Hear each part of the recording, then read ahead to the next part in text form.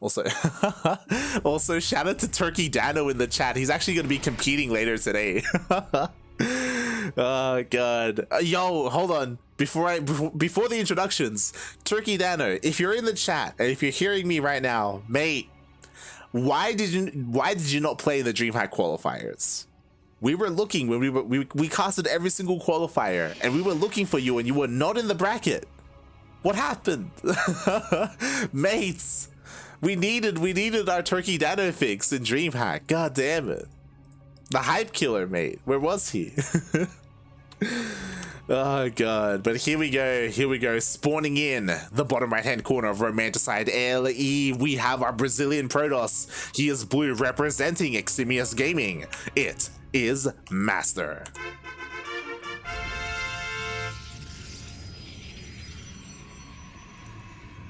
And spawning in the top left hand corner, going for a 12 pool opening, we have the Brazilian Zerg. He's red, representing the CranKy Ducklings. Quacks in the chat. We have Erik. Looking to make this a fast series, going for the 12 pool. 6 lings are on the way. Not just 6 lings, but the drone actually snuck around the map, looking to try and proxy a hatchery in the main base of MasTeR. And the hatchery will get thrown down. MasTeR has to respect this. He does pull some boys, and he does wall off completely. I love this response. He knows that it's a 12 pool. The lings are going to be showing up shortly, but there is a full wall off here, and the Zealot's being chronoed out. Looks like there are enough probes here to deal enough DPS to keep this hatchery low. The Zealot has to be... Wait, whoa. Okay, it's there. It was hidden behind the gateway. I was like, yo, did he not make it? Oh god, the Zealot! Be careful, puppy! Don't get surrounded!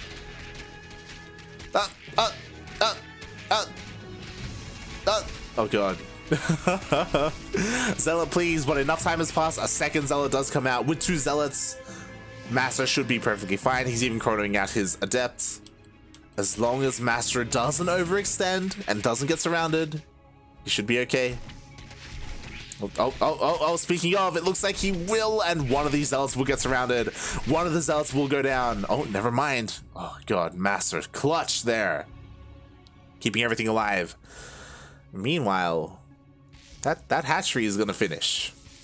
This hatchery... It took a long time for MasTeR to realize that it went back up. And the Zealots have responded. So the Zealots will add a lot of DPS to this. What's important is that Erik isn't all in. He's expanding at home. He is still droning up. Like, at the moment, he doesn't intend to really go all in here. He's just looking to delay all this mining time and really hit the economy of MasTeR. Oof. As we can see it swing in Erik's favor there towards the end.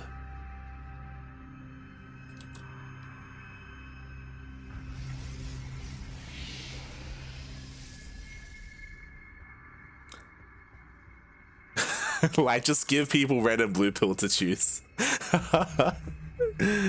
Oh god. Alright, well thankfully MasTeR will deal with this and things didn't snowball out of control. MasTeR will still be able to get into this game.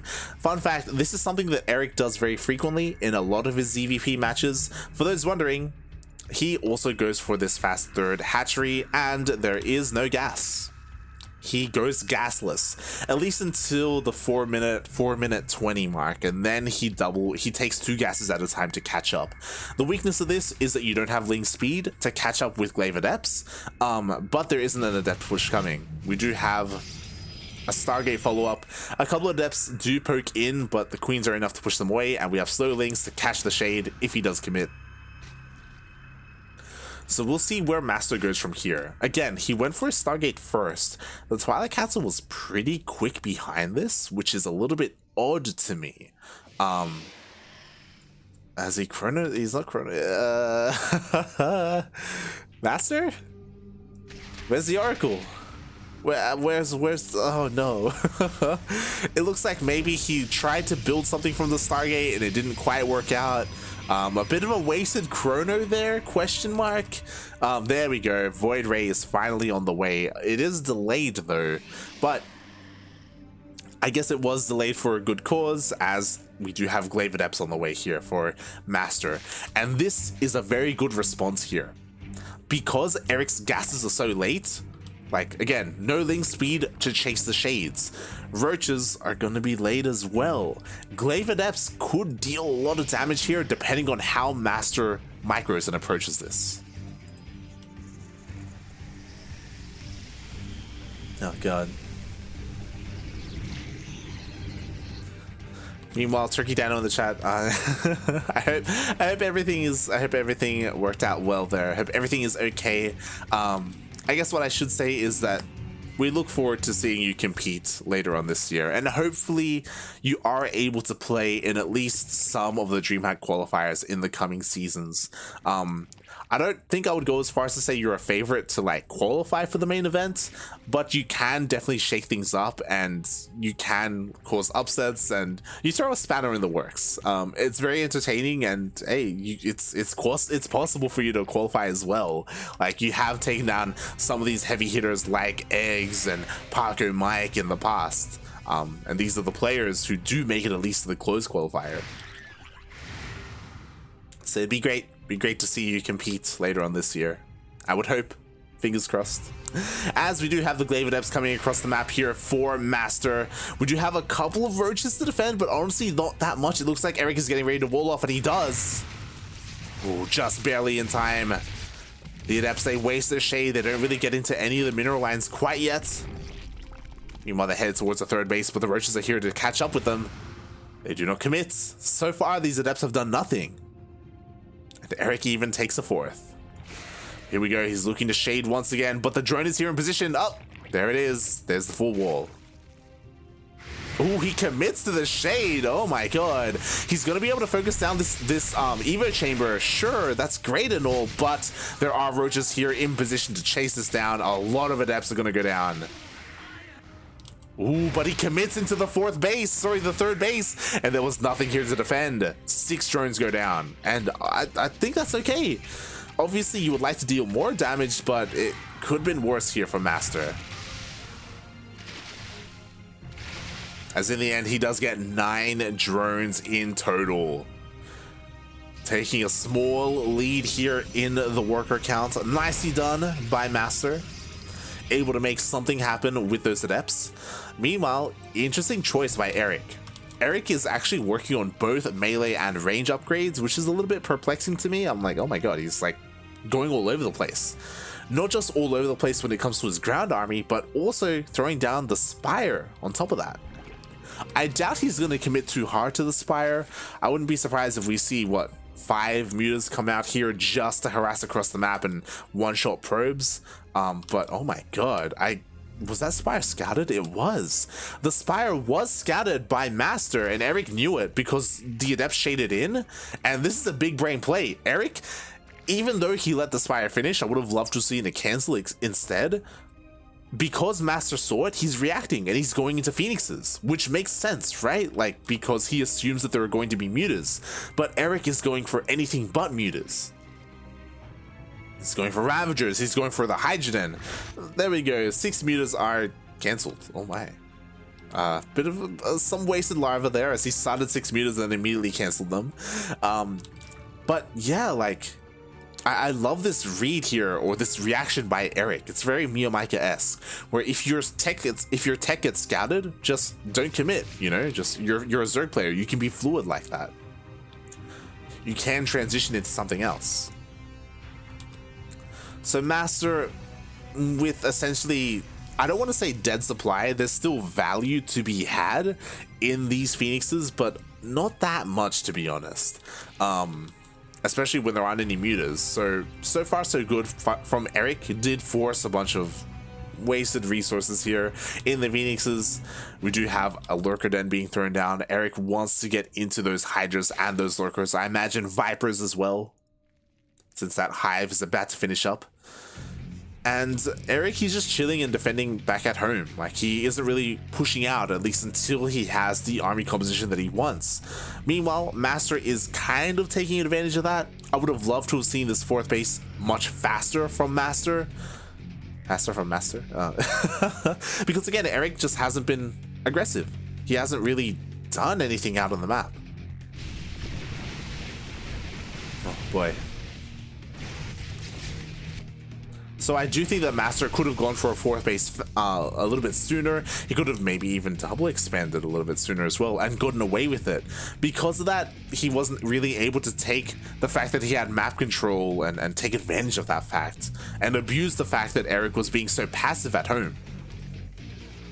So now MasTeR, he's behind in the economy. Erik, he's got his tech. Hive upgrades are on the way. We have lurker range. Lurkers are coming out. Adrenal glands. Oh boy, Erik is just getting everything he needs. The one thing that he's really lacking are those Vipers. I don't believe he made any here. Ooh, he does spot the main army. Lurkers are already done though. Ay, ay, ay. Here we go. The Lurkers are in position to defend the 5th base here. At the same time, we have a Bailey run by here at the 3rd base of MasTeR. Oh, nice warp in though. The Baileys, they do not get in. They're struggling too, and they kind of do. They do find some connections here. Probes will go down, and MasTeR cannot push into those lurkers. Oh god, the warp prism. Bio puppy. You can see it. Oh god, the Roaches actually won the fight there, and he actually forces MasTeR to come home with everything. Forces a recall as well. Oh my god. This run by did so much for Erik. And that was able to buy enough time. Lurker range is done. Now we have lurker speed as well on the way. Adaptive talents, I should say. Adrenal glands is about to finish up.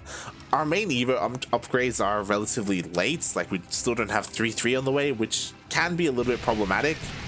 But the Vipers are done. They are sucking on that hatchery, gathering that energy. Erik even getting ready to switch into Corruptors. Eventually, Broodlords. The tech just doesn't stall for Erik. What I will say is Erik does still have a lot of Ravagers and Lings, and I imagine he does want to get rid of them eventually, but we'll see. MasTeR is pushing deep into creep here. Erik responds and goes for another Ling run by. And he just keeps pulling MasTeR back. MasTeR, please. He didn't rebuild the stack defense. The cannon will go down again. Adrenal glands is done, so these Lings are dealing an insane amount of damage here. As 12 more probes do fall. Meanwhile, here we go. Vipers are coming out. Show me the yoinks. The yoinks do connect with the Colossus. Both Colossus immediately fall. And now it's basically pure Stalkers here to defend, or to attack in the main army. Blinding Clouds are insane. The Lurkers are dealing a lot of damage here. We have some nice micro by the Phoenixes as they pick up a lot of the Lurkers. The Lurkers, they need to reburrow. Puppy, please. He does not reburrow. And MasTeR takes a very good fight here. Honestly, I thought it was going to go so much worse for him. Regardless, there are reinforcements. Erik has plenty to defend. And even though Erik lost almost every single one of his lurkers, it was more than enough. GG gets called, and Erik takes game 1.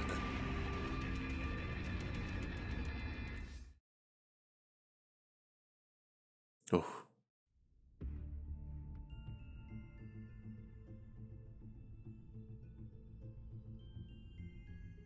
GG. And also ARJ Skater, I did see the chandeliers and they looked nice. If you want to be informed about what ARJ Skater is on about, if you join our Discord server, he was posting chandeliers that he was putting together. I don't know if he put them together. I know he did like hoist them up and set them up. They look good.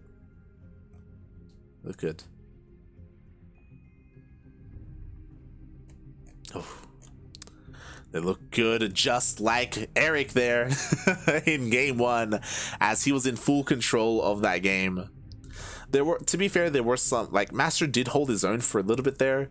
I do think that MasTeR, he probably could have expanded, you know, a little bit sooner there and taken advantage of that. With that expansion, really been able to refine his own army, get some High Templar outs. You know, that is something that he was missing, especially against an army that relies so much on those Vipers for those spells, like to be able to feedback them. Unfortunately, MasTeR's army composition was lacking quite a bit.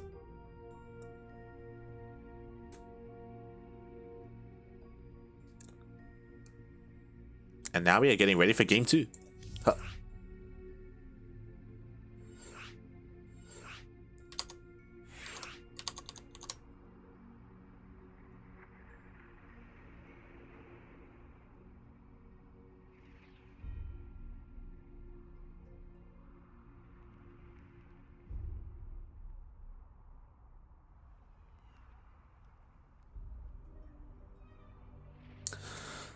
Oh, what? It looks like game number 2 will be on Jagannatha LE.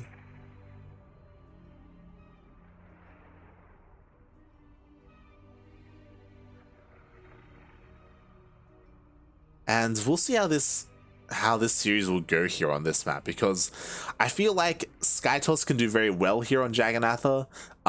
At the same time, I don't know if Erik is going to allow MasTeR to comfortably get to that stage. We do have a bunch of speed zones. We can see a little bit more of an aggressive style from Erik.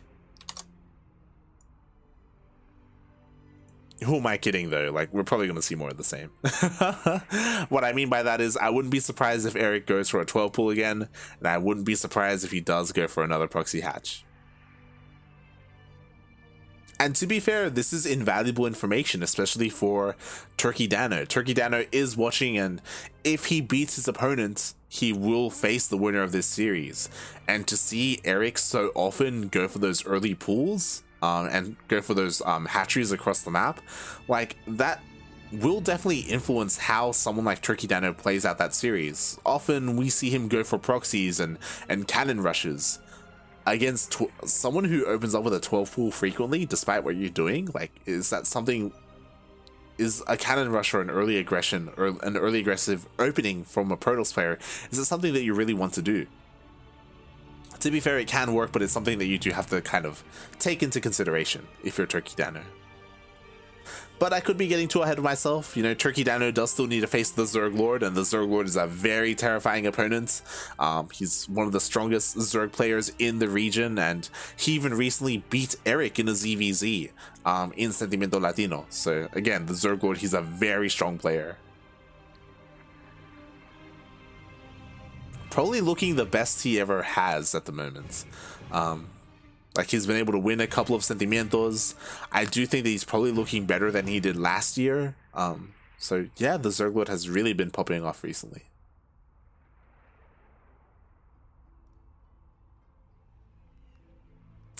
As we are waiting for our casters to get ready, for those wondering, gotta get Paolo in here. Again, massive shout out to Paolo Candedo. As you can see him on the screen right now, actually, the main sponsor for this tournament. And Cosmos for running everything. Beautiful logo, beautiful logo. Again, Cosmos, he is the biggest content creator. Should I say content creator? He's the biggest caster in the Brazilian scene. And honestly, he's pretty huge. Like, it's very impressive what he's been able to accomplish almost essentially on his own. So it's great to see. Great to see. And he's a great guy.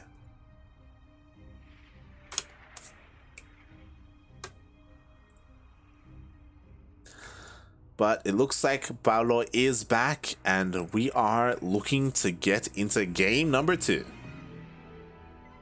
Let's go.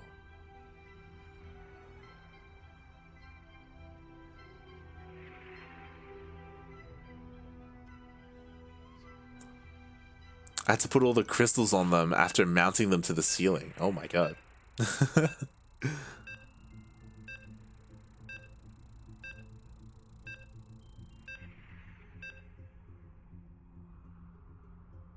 No taking notes on Erik. Oh god. Yes, you can't watch Turkey Daddy. You can't watch. Stop spying on our player.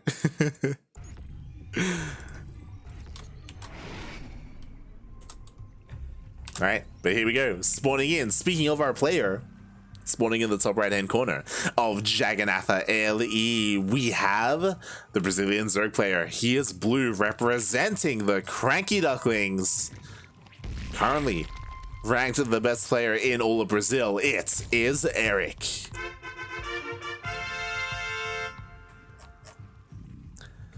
And spawning in the bottom left-hand corner of Jagannatha LE, we have the Brazilian Protoss. He is red, representing Eximus Gaming. It is MasTeR.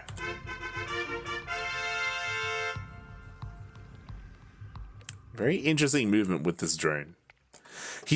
Erik still did open up with a pull first. It wasn't a 12 pull though, it was just a straight up pull first, and he actually hid his drone here at the third base location, which is interesting to me. So because he keeps this drone hidden, it looks a little bit more aggressive from MasTeR because he doesn't see a drone heading towards the natural to take it, and he takes the third and it's hidden from his opponent. So again, MasTeR, he actually he commits to the wall. He throws out a second gateway. He's terrified, but MasTeR will scout. He will see the third. He'll breathe a sigh of relief and also be like, or maybe he will, I don't know. I mean, in the end, he does fully wall off. Zealot is on the way. He still needs to respect the pull first. Again, these Lings aren't going to hit anywhere near as fast as they did last game because this was a later pull.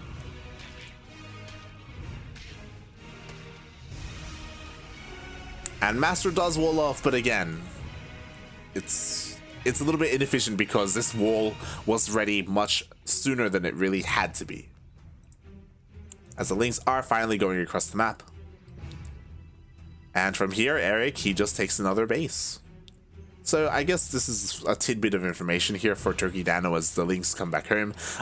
Both games here, you may notice that Erik, he has been delaying his gas. Game 1 and here in Game 2. Specifically in this matchup, this is something that he's been experimenting with a lot. And he has had, for the most part, he's had success.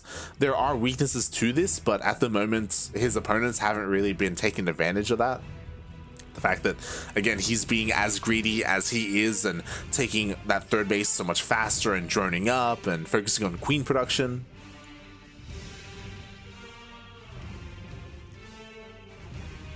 As MasTeR once again is going for a Stargate opener, but this time hopefully it's a little bit cleaner. We saw last time he threw down a very fast Twilight Council behind it and his Void Ray was delayed.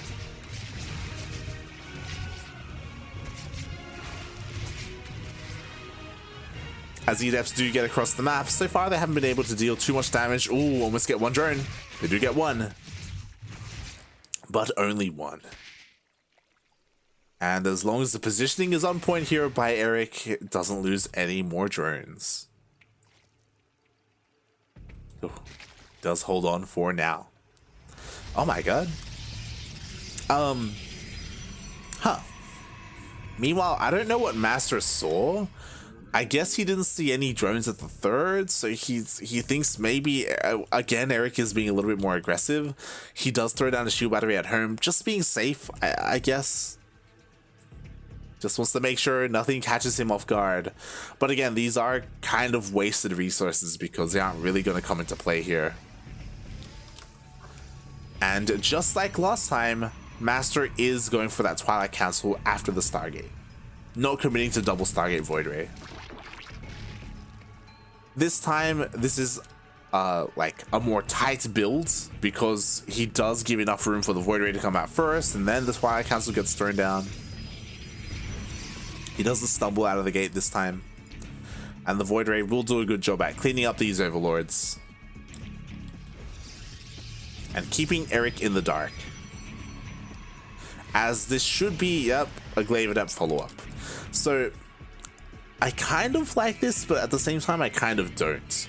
I would have liked this if this was the first time he did this, but the problem is that he went for this same build in Game 1, and now he's doing it again in Game 2.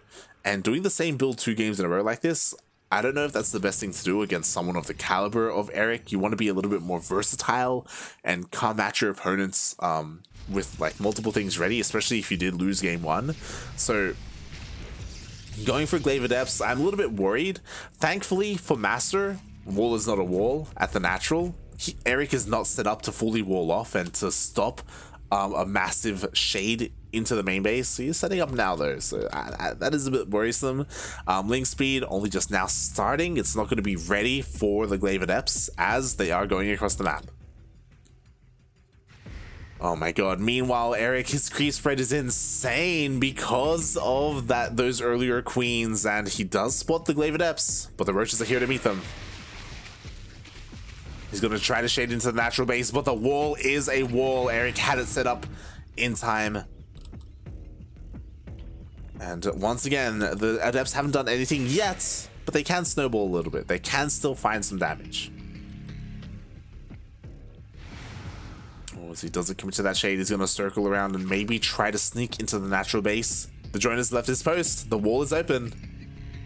So maybe he can get into the main. Meanwhile, behind this, once again, Erik is going for the Spire, but a little bit sooner this time. And oh, there we go. Oh, doesn't commit. Okay, fair.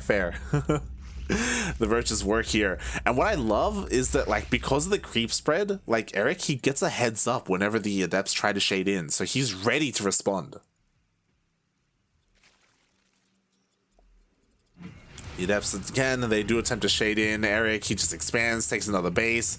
We do have a bunch of upgrades on the way here, and this is what I was worried about. Like, if you do this 2 games in a row, Erik is already, like, in the mindset and in the mode to defend against Glaive Adepts. He just warmed up against it. So this time, the Glaive Adepts deal even less damage. Thankfully, MasTeR didn't commit to any of these shades, so he's been able to keep all of his Adepts alive, so he still has them to defend at home. If a push does come out, and he can even threaten like this and keep an eye on the main army, but he just hasn't gotten any value out of it yet. Uh-oh. Oh, no, the move command! No! Oh, God, all the Adepts are gonna go down. Ay. And now, with all the Adepts gone, Erik can go for a push. I don't know if this was intentional or not, but 2 queens are here across the map as well, because why the hell not? And here comes the massive push here from Erik. It isn't your typical queen push, because again, there are only 2 queens. They have plenty of energy for transfuse, though. They have that added DPS. At least they get us surrounded the Immortal. Oh my god, the Immortal does fall. The sentries are exposed. 2 sentries go down immediately. Finally, we see some force fields. But with only 2 sentries, it looks like those are the only force fields we're going to see. Only Stalkers to defend, but there are no more Lings, thankfully for MasTeR, so he will have a bit of an easier time to defend. Overcharge is available if he needs it. Meanwhile, all the sentries do go down. Only Stalkers remaining here to hold on. And it looks like with these reinforcements, MasTeR should be okay. He shouldn't just die here. As the Void Ray does dodge the Biles, but the Void Ray does get picked off by the final remaining queen. And what's terrifying, even though MasTeR held, 15 mutas were just made. Mutas, they are flying, soaring across the map right now. Blink is done, to be fair, so MasTeR can defend against this with his Blink Stalkers if he has enough Warp-ins at home. Oh my god, but Erik is just fighting straight up, oh my god. And GG gets called. And Erik takes game 2. I was shocked. I thought Erik was going to go for a mineral line and wreak havoc in the bases, but instead he sees an opportunity where the Stalkers are exposed out on the map with the Ravagers and the Lings as well, and he just dives on top of them. As soon as the mutas reveal themselves, GG gets called, and MasTeR was not ready for it. And Erik takes a quick 2-0 lead.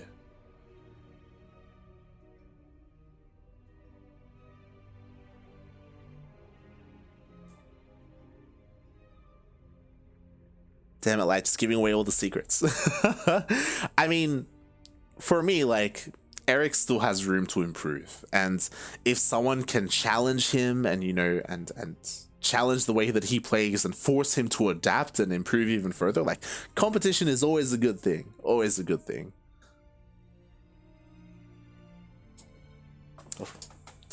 But now we're getting into game 3, and MasTeR, mate, you gotta bring it back here or never, mate. Again, there is a lower bracket. Exclamation mark B in the chat, by the way, if you want to have a look at the bracket and all the players that are competing in this tournament. There is a little bit of like breathing room here, or a little bit of a safety net, I should say, for these players because of that lower bracket. So even if MasTeR falls here, he isn't out of the tournament.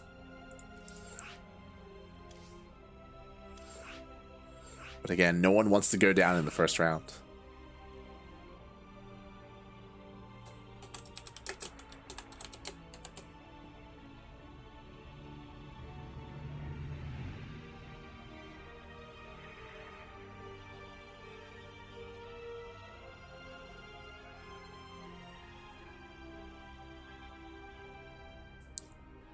As I'm just catching up on the stream.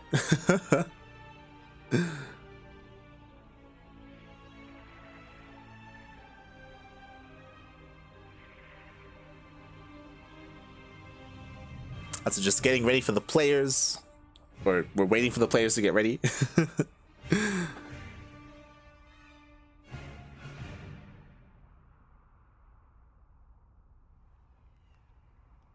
Looks like Erik is having a little bit of a lobby bug, so he's going to have to restart his client.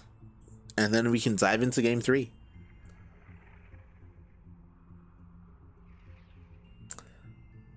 Again, some surprising results here today in day 1. Like, Shakti taking down Terran was insane. Shakti was looking so good.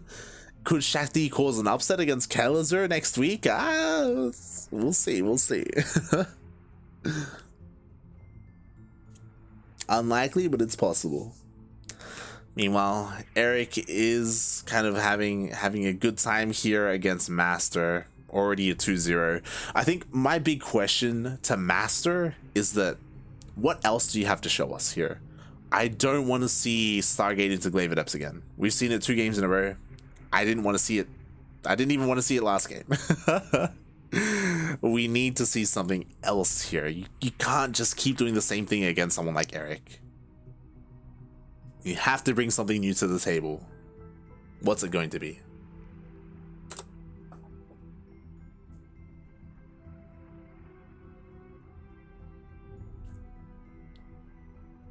You know, is it going to be double Stargate Void Rays? Is it going to be a charge all in? Is it going to be a fast Twilight Council into DTs? Are we going to see a Robo opening into like an Immortal all-in or something along those lines? Or is a lot available for the Protoss to upcome? Are we going to see something crazy and see like a Cannon Rush or a Proxy?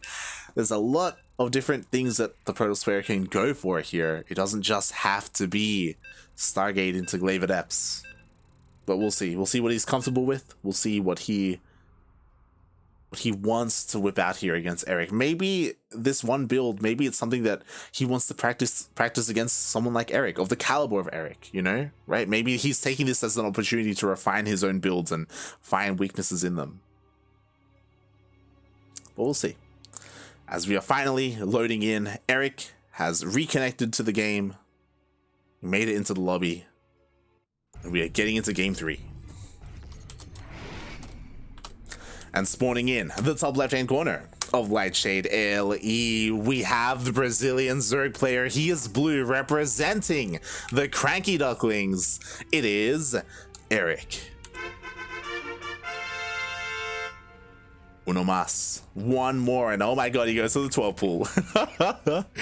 And spawning in the bottom right-hand corner of Lightshade LE, one of the shortest rush distance maps in the map pool, getting 12 pooled, we have the Brazilian Protoss. He is red, representing Eximius Gaming. It is MasTeR. Oh. So what's important is MasTeR goes across the map. He does scout with his probe. He does see that, hey, the hatchery is a little bit late. He's going to go in and he's going to see the timing on the spawning pool. So he knows immediately it's a 12 pool opening. What's his response? How is he going to respond here to Erik? We do have the drone coming across the map as well. Erik, he wants to throw down that proxy hatchery. Is it going to be a part of the wall or just in the main? So he does go in and he makes his way through. Where's the hatchery going to be? He opts to go into the main base. And there is the proxy hatch. We've been here before. The Lings are coming across the map. Ooh, he's making an extra wave of Lings this time. Gonna maybe try and overwhelm his opponents. The boys are pulled. Again, Erik doesn't necessarily want to end the game with this. He is forcing a lot of lost mining time. He's forcing a massive reaction from MasTeR, and behind this, he takes his own natural, and he's going to drone up from here. But we'll see if, perchance, he's able to overwhelm his opponents and maybe get a kill. As the hatchery is cancelled. Oh, Zealot, please! Okay, it looked like he was a little bit out of position, but in the end, the Zealot micro is good enough. 2 Zealots are now out, and with these 2 Zealots, he should be okay. He should be fine. Meanwhile, a little bit of miss micro there. Erik did lose that drone in the main base.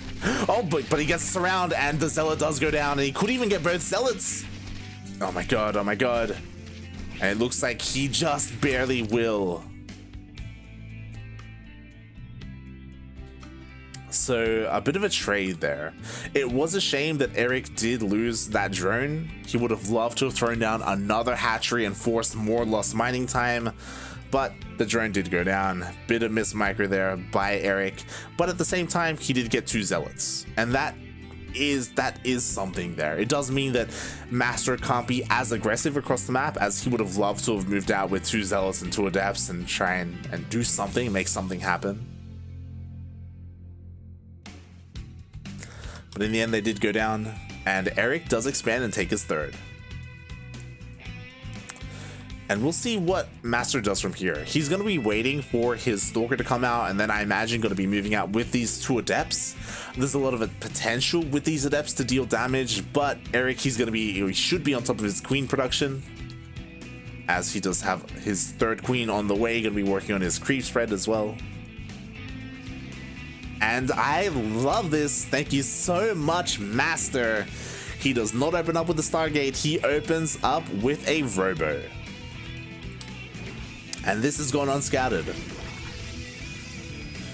The Overlord did go down to that Stalker, and the Robo is here in the natural base. So there are a couple of things you can do with this. We'll see if a 3rd gateway gets thrown down. You can hit like an awkward timing. And if you're MasTeR, you can go for a fast a fast Warp Prism and just go across the map with upgradeless gateway units and overwhelm your opponent and hope that your opponent was too busy droning up. And you can kind of catch them in this weird place. We do see that is not the case though here for MasTeR. He doesn't get that 3rd gateway. Instead, he stays on 2 and he goes for a very fast Robotics Bay. So we'll see how committed MasTeR is going to be with this. What I mean by that is that he is going to be going for some drops, whether it's with Colossus or Disruptor. Typically, if it's with Colossus, it's with a slow Warp Prism. If he goes with a Disruptor, he could get Warp Prism speed on top of this. Regardless, again, high risk, high reward. Meanwhile, Erik, he has not scouted the Robo. He still doesn't know what his opponent's going for. What he does know is that, hey, I haven't seen a Void Ray, so it's probably not Stargate. Because of that, he has to throw down Spores in case it's DTs. It could be a Dark Shrine, and I like this. MasTeR is committing. He is getting Warp Prism speed. So with this, he's going to have so much more maneuverability and micro ability with that Warp Prism. And that's what it's going to come down to. It's going to come down to MasTeR's micro and how good those Disruptor shots are going to be. Meanwhile, thank you so much, JP. JP for subscribing with Twitch Prime. Thank you so much. Quack, quack. We appreciate the support. Our players, like Erik, appreciate your support as well. It is because of the support that we get on our channel that we are able to have our pro team and actually pay our players. We appreciate it. Thank you so much, and I hope you enjoy the broadcast. Meanwhile, here we go. Disruptors are on the way. Warp Prism speed is about to finish up, so MasTeR is going to zoom across the map with these Disruptors. The Warp Prism was scouted by the Ling, so Erik is aware that it's on the way, but I don't believe he knows what's coming. He still hasn't seen the Robotics Bay. He doesn't know that there are Disruptors in here. And we'll see how good the splits are. The Queens do attempt to focus down the Warp Prism. Disruptor shows itself. Splits are good enough. Ooh, one of the Queens does go down though.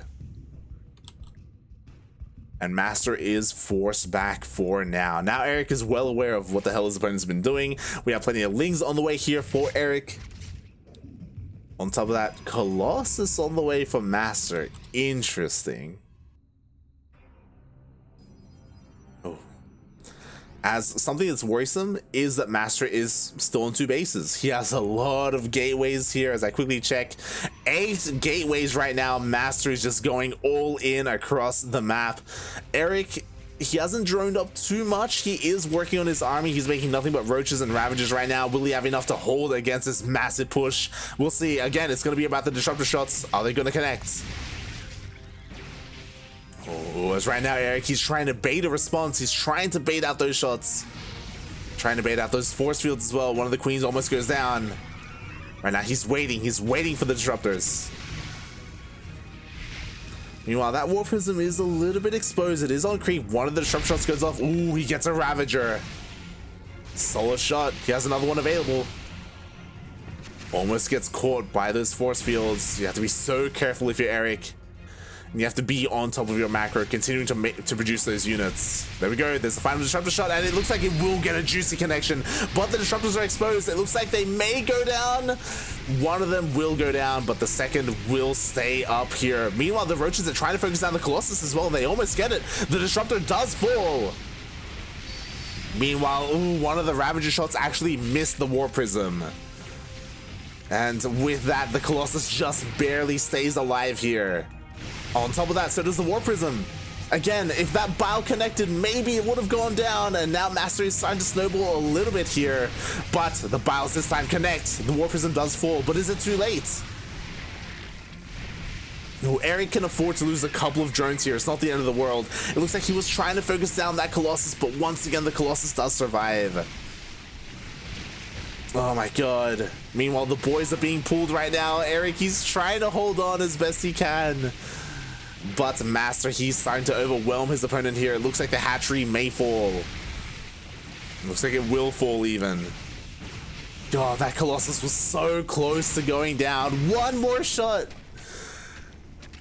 And with that, MasTeR, he gets a kill on the third. Is that good enough? Again, MasTeR, this was a 2-base all-in. He has dealt a lot of damage. We are now equal in workers, and I do think that MasTeR is ahead at the moment. Especially with that Colossus surviving.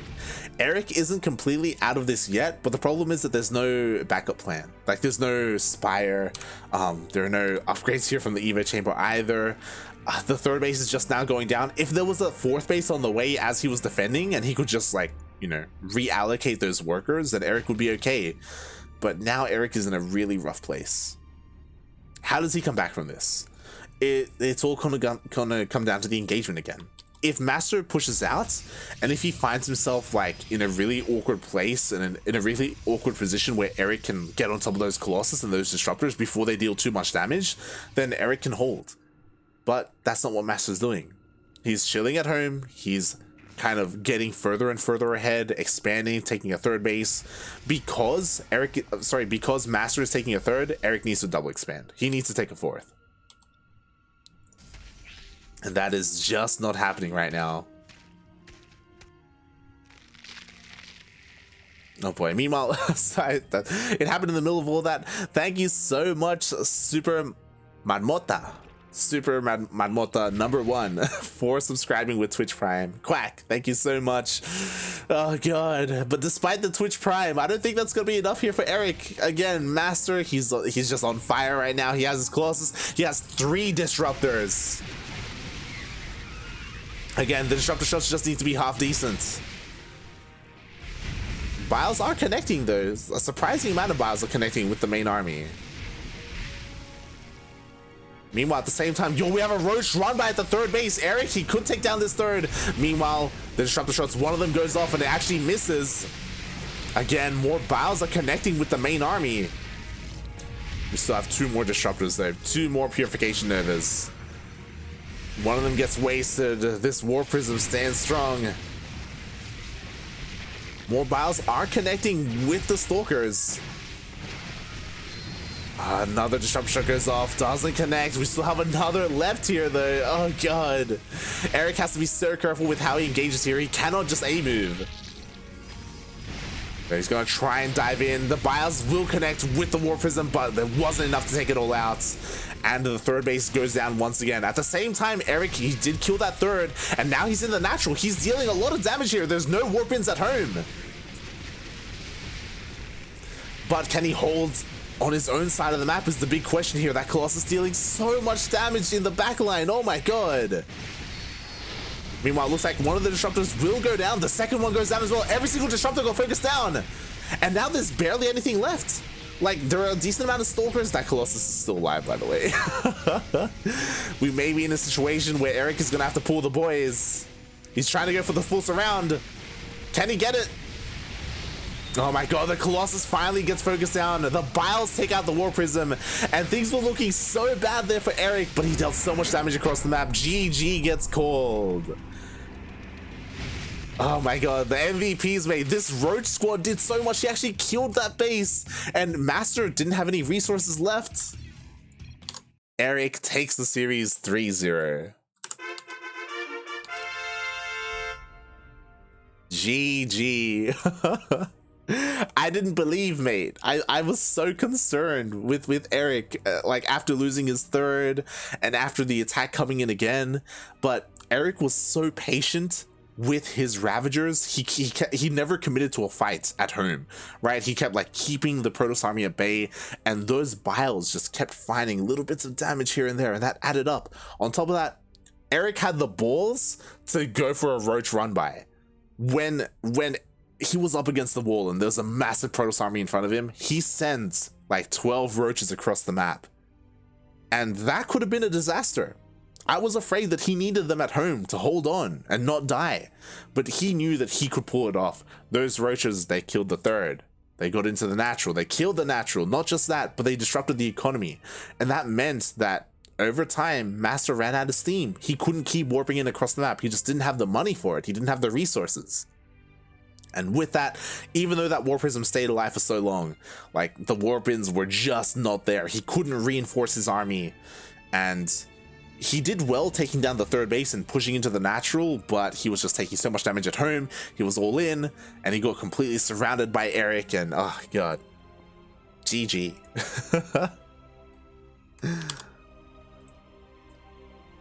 And even Alexandra has pointed out, right? Like, I was so surprised seeing those Biles connect with the Stalkers. It's just not something you see too often.